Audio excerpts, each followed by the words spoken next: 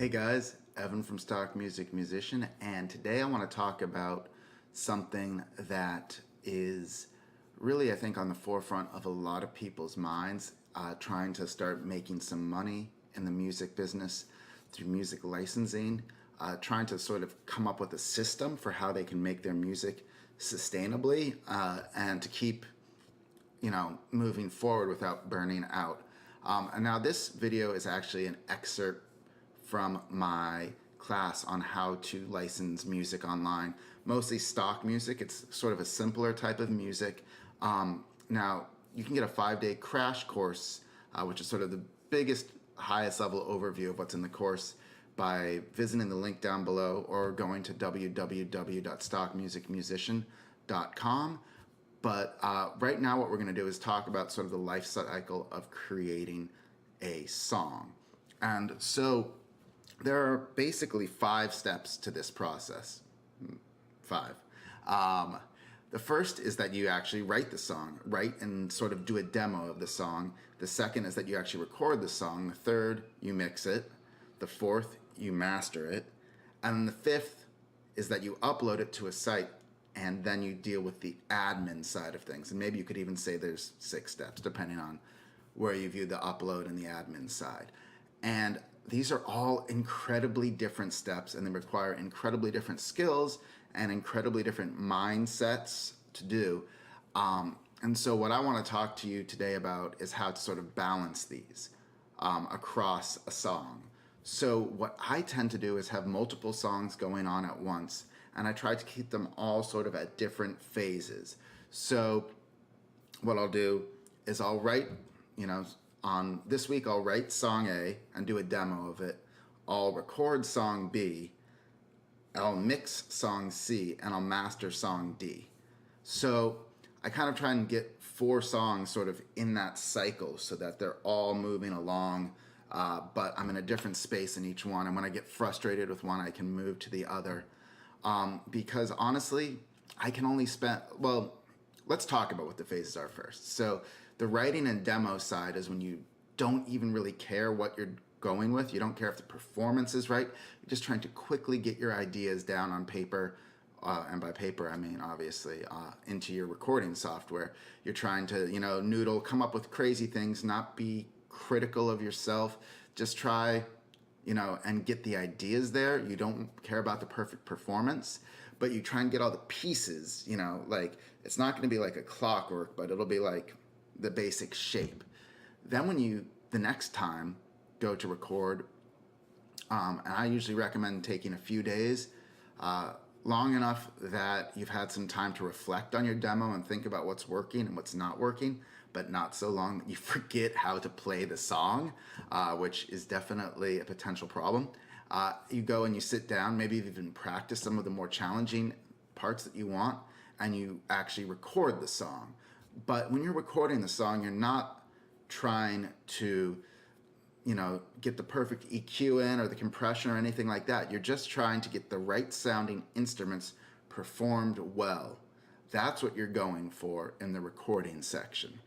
And this probably means if you're using synthesizers, getting, using a off-the-shelf patch and maybe tweaking it a little bit, but really just trying to go for the heart of the sound, and recording it and recording the guitars and whatever else you might have. And then once you get all that done, take a deep breath, go for a walk, then tighten up all those sounds. Make sure you've got the right, amp simulator on. Tweak your patch so that it works. But I recommend usually recording and then tweaking. Then when you're all done with that, you go on to the third step, which is mixing. And I like to export this all to a separate session so that I'm no longer distracted by all of the things I could be doing, right? Like, oh, well, if I just had switched the filter a little bit, it would have been, it would have sounded this way or that way. But I just live with the choices that I've made in the previous step, unless they're really terrible. You learn to live with it, and you learn to move forward and improve it by adding EQ and reverb and compression, and just move forward through there. And then once you're done with the mix,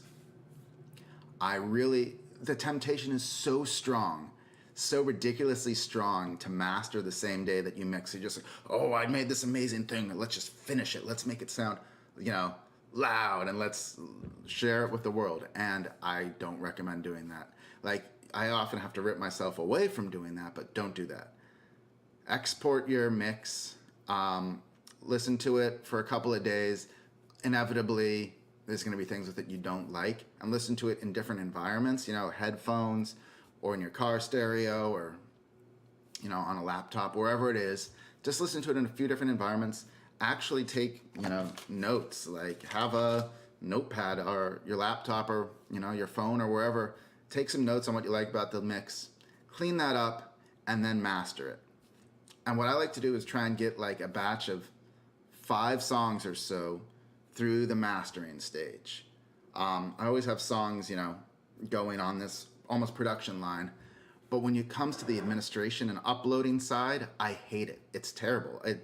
It's the antithesis of creation, right? It's like all along you've sort of been wearing various cool, fun, creative hats, you know, like being a producer's fun, being a writer's fun, being a performer's fun, mixing's fun. And then you have to sit down and you have to upload things and come up with keywords and register them with like BMI and do all this other stuff, which just sucks the life out of you. And so what I like to do is kind of have a batch of songs and just be like, all right, well, my Saturday morning, I'm going to get, you know, like a croissant and some really strong coffee, and I'm just going to force myself to sit down for 3 hours and do this thing that I do not enjoy doing. And then I'm just not going to do music that day because it puts me in such a uncreative space. And other people might find, you know, you might be able to find that you could just wake up 20 minutes early in the morning after you've done mastering a song, upload it, tag it, and put it on BMI or whatever. And that could work too. Everybody's got a different workflow. But for me, especially if you're trying to write like a group of songs that are sort of similar, you know, like let's say you're trying to write like 5 classic rock songs, you can actually save yourself a lot of time by uploading them onto a site at once, because you could use, you know, you're maybe going to be using a lot of the same keywords, so you could just be copying and pasting those, and that will save you a lot of time. So anyway, that's my process for both being efficient but staying creative and motivated and not burning out. There's ways you can just drive right through this and do it all in one day, but I think you really lose a lot of creativity. You're going to burn out probably, and your songs are going to start to be a little less inspired. So I really hope this was helpful. Again, this is an excerpt from a many hour-long program that I have on licensing stock music, and that includes coaching sessions and, you know, emails and all sorts of stuff, in addition to hours of video. But if you thought this was helpful, check out the course. At least sign up for the 5-day, you know, crash course on music licensing if you think it might be right for you. I think you're gonna find it's totally possible. Like, if you're making good beats and reason, not great beats, just good beats and reason, I think anybody could be out there making an extra $20, $30, $40, $50, $100 a month in just a matter of 5 or 6 months of hard work. Not even that hard work, but 5 hours a week. So peace. Hope you enjoy.